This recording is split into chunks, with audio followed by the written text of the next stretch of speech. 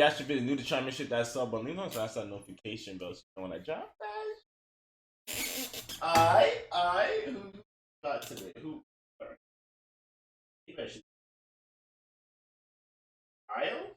Like, Ice. I tried. Hey, if I butchered your name, I'm sorry, but I see ISO. That's the best I could do. Alright, we got the 15 of the biggest racist D-bags in sports history. Now, racism is never cool. We gotta cut that out, bro. Now, if the human generated from two people, are we not all one big family? So why for the racism? I don't get it. I don't get it. Total Pro Sports presents 15 of the biggest racist D-bags in sports history. I think Richie Incognito. Remember way back when Richie Incognito allegedly left a racist voicemail for his teammate in which he called him a half N-word? That is just a word that should not be in anyone's lexicon. If it is there, if it's possible for you to reach deep down inside your brain and pull out that word when you're angry or upset or something is wrong, period, you may not be a terrible person. Maybe I heard you're that guy just a flawed that person. 71 guy. It's not for me to. Isn't that 71 guy like? It doesn't matter. He's not in the league no more. I don't think so. I don't think he's in the league anymore. Judge. But believe me, I think he was that good. However, being flawed probably doesn't cut it when it comes to describing the character of Richie Incognito. And sadly, that dude is hardly alone in being a huge racist D-bag. A fact to which today's list will testify. Now, before we get started, I would like to make one clarification. This is not a list of the most racist people in sports history. No, this is a list of some of the most notable racist D-bags in sports history. See the difference?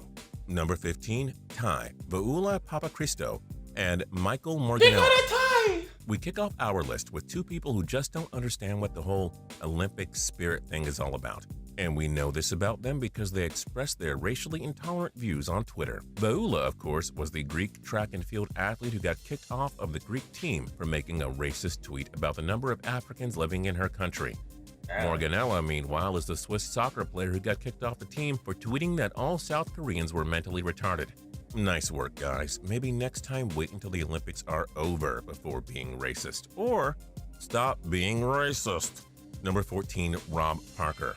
Rob Parker of the Detroit Free Press is black, as you probably know. Robert Griffin III is black, so surely Parker wouldn't say anything racist about RG3, right?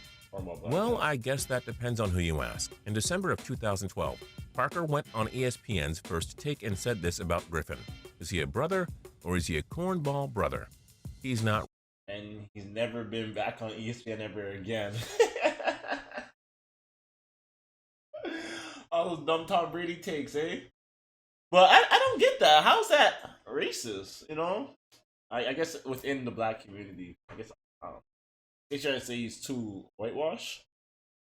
Like he should say he's a cornball, like brother, like a corny brother, or is he a cool brother? Like I don't know. I don't get that. How that was racist. I know they perceive it as he's black. He kind of does the thing, but he's not really down with the cause. He's not one of us. He's kind of black, but he's not really like, you know, the guy you want to hang out with because he's off to something else. Now, some people say that's not racist, but those people are wrong. Whenever you judge a person based on his race, whether you're saying he's too much or too little of something, that's racist. Number 13, Jason Whitlock. In February of 2012, during the height of the Linsanity, remember that? Fox Sports columnist Jason Whitlock made an indecent tweet insinuating that Jeremy Lin had a small penis because he is Asian. As you can imagine, that drew the ire of Asians and all non-racists everywhere. Asian guy, big dick Asian niggas, pause, sent in dick pics. No cap. So Whitlock apologized. No cap. Kind of. He said, I debased a feel-good sports moment. For that, I am truly sorry. So he apologized to sports fans for ruining Spain. We might fall down all on our own, but we always get back up together.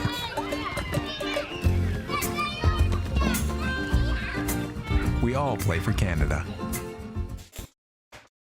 Sports, but not to Asian men for insulting their manhood. Whitlock's reward?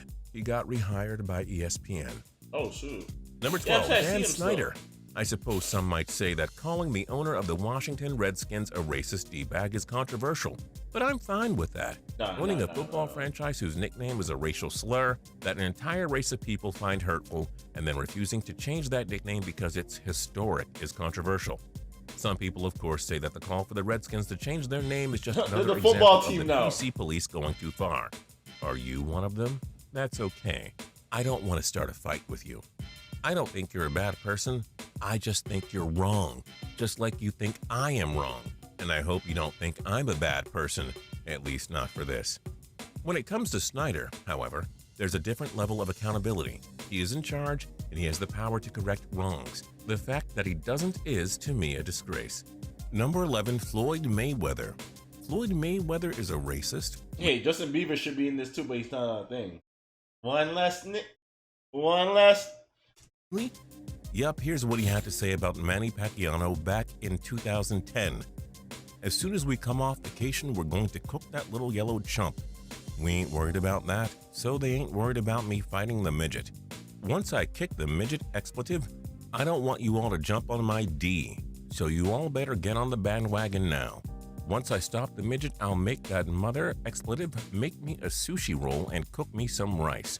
As you can see, Mayweather isn't just racist, he's also ignorant. You do realize that Japan, where sushi comes from, and the Philippines are not the same place, right? Of course, given Floyd's propensity for beating women, being a racist might actually be the least of his character flaws. Number 10, Riley Cooper. Apparently, Riley Cooper's teammates forgave him for his racist rant at a Kenny Chesney concert this summer. And that's nice. I believe in redemption. And I hold out hope that Cooper is now or will soon be a better person. I really do. He's still in the league. However, you can't unsay the things he said, and that gets him a spot on our list. Number 9, Sergio Garcia. Oh, come on. You didn't forget the whole Sergio Garcia-Tiger Woods thing already, did you? The two were feuding after Garcia accused Woods of intentionally interrupting his swing at the Players' Championships way back in 2013. Then in June, when a reporter asked Garcia if he'd be inviting Tiger out to dinner during the U.S. Open, Sergio dropped a bombshell. We'll have him round every night. We'll serve fried chicken. Damn. Garcia later apologized for his racially charged reference to an otherwise delicious food, and some people may have forgiven him. But nobody, especially golf fans in Philadelphia, have forgotten. Number 8, Fuzzy Zeller. Oh, and speaking of racist references to fried chicken when talking about Tiger Woods, let us not forget the inventor of this subgenre of racist douchebaggery. His discourse on Tiger Woods at the '97 Masters was a masterpiece of racial intolerance. Who would have thought a guy named Fuzzy would have so little class? Quite well. Pretty impressive. Little boy's driving it well, he's putting well, he's doing everything it takes to win. So you know what you guys do when he gets in here? Pat him on the back, say congratulations, enjoy it, and tell him not to serve fried chicken next year. Got it. All right. Or collard greens, or whatever the hell they serve. Number 7, the Columbia University football team. Sadly, this vile case of racism and homophobia probably escaped your attention. Back in May of 2013, the student radio station at Columbia University, WKCR, went on Twitter and captured an entire smorgasbord of offensive tweets from members of the Columbia Lions football team.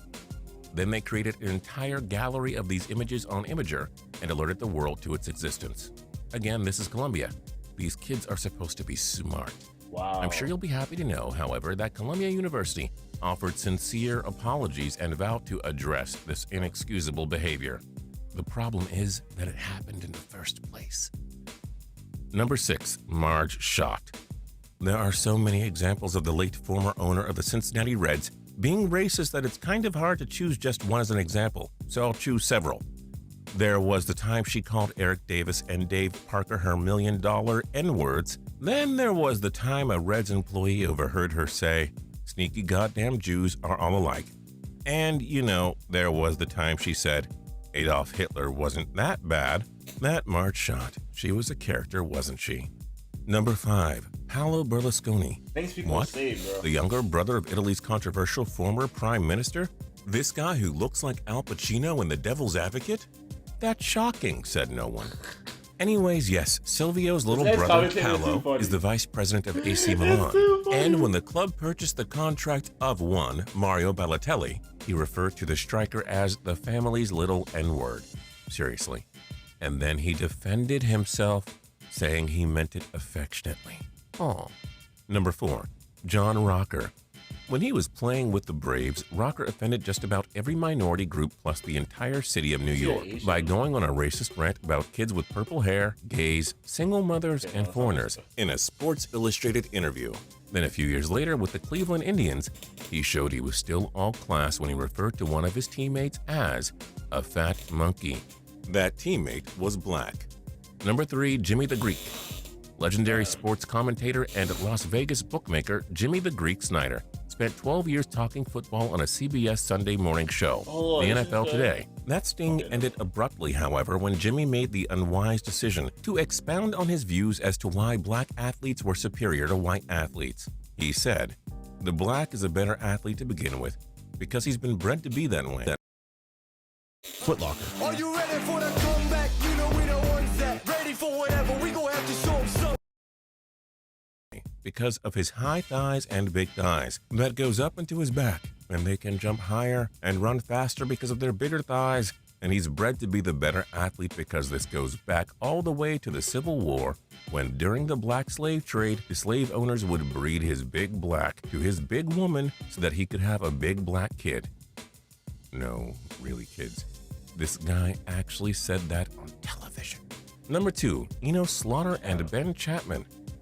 If you saw 42, the film about Jackie Robinson, then you might know Chapman as the D-bag manager of the Philadelphia Phillies in 1947, who shouted all those awful things to Jackie Robinson during his first year in the MLB. But he wasn't the only noteworthy antagonist of Robinson. A majority of the 1947 St. Louis Cardinals actually threatened to boycott the season if the National League let Robinson play for the Dodgers, and that effort was spearheaded by Hall of Famer and hero of the 1946 World Series, Enos Slaughter. Of course, the Cardinals player did not boycott their games, but Slaughter would later spike Robinson while sliding into second base, because he was a racist prick. And number 1, Ron Atkinson. Ron Atkinson is a former English soccer manager who coached Manchester United, Atletico Madrid, and Aston Villa, among other clubs. However, it wasn't as a manager that he ran into trouble. No, it was as an announcer. In 2004, just 6 years after stepping into the broadcast booth, this douchebag's career was effectively ended when he made a ridiculously vile, racist remark when he thought the broadcast was over. Speaking of Chelsea player Marcel Desailly, Atkinson said, "He is what is known in some school as effing, lazy, N-word." Atkinson obviously apologized and tried to claim his remarks were a terrible aberration from his character. So yes, Atkinson tops our list. And that's it for 15 of the biggest racist D-bags in sports history. But wait, we're not done with you yet. In the comments below, we want to know who you think should Alright, you guys already know what it is. Fill in the comment section. Tell me how you feel about the vid. If you guys have any videos you guys want me to do, anything, just hit me up. If you guys want to see your shout out, go follow me on the gram and then get yourself these seen. Alright? Follow me, watch a story, like a picture. I got you. Till next time. Got me like a rich bitch, limp dick, put it on your daughter and she still call it nut. Patty K, gotta know your bitch like Johnny K. ATL pull up in roller skates, or lights on like a library.